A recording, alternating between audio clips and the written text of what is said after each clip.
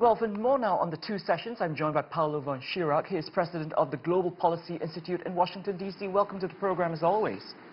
Thank you. Nice to be here. Yeah, plenty of ground to cover. I want to start with the economy.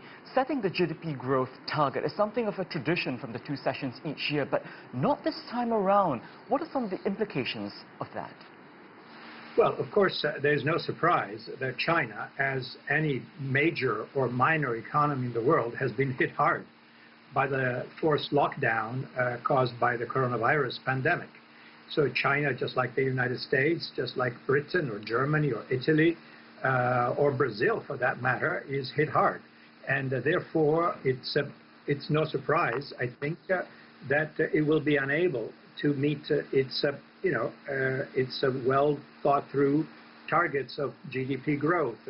What is a bit of a surprise is that no new number has been offered, while it is clear that the old number, for the reasons that I just mentioned, cannot be met. So, how big the discrepancy? Is it going to be a huge discrepancy in the end when the numbers are calculated in terms of the actual growth? But again, no surprise there under the rather extraordinary circumstances. Well, Beijing says it remains committed to global trade and deeper economic cooperation, but in the face of a pandemic, and as you've mentioned, with more nations entering recession territory, we're looking at plenty of challenges ahead. Well, indeed. Of course, China, as we know, had announced ambitious plans to modify its economic growth model from one which was really strongly focused on export-led growth to another one which was about rebalancing this equation by incentivizing domestic consumption. So this is something that was on its way, so to speak, was being cooked before the coronavirus pandemic exploded. But now, clearly, China, which still relies more so than other countries on exports, is hit even more because many of its customers are in the middle of a crisis and therefore cannot buy. Whether they would like it or not is immaterial. They cannot buy. Demand has fallen, in some cases, in a dramatic way. So expect the ripple effects, the negative ripple effects of this to linger for quite some time. Paolo, another big headline from the two sessions is the proposed national security legislation for the Hong Kong region. How do you see that affecting the already tense U.S.-China relations? Well, unfortunately, there's no good news here. As we know, for a variety of reasons, some of which are overblown and some, quite emotional, now well, already before the coronavirus pandemic, relations, frankly, between the United States and China were not that good.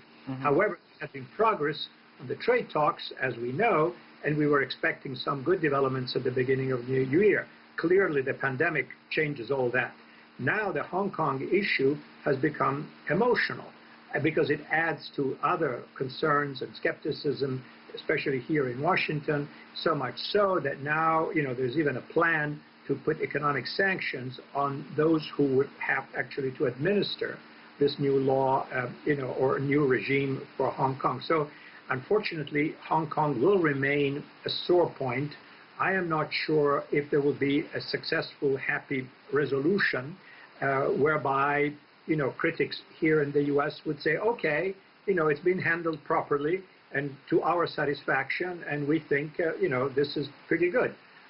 We understand clearly that there are overriding concerns in China about maintaining a degree of control over Hong Kong. After all, it was turned back to Chinese sovereignty back in 1997. It used to be a British colony. That period is clearly over.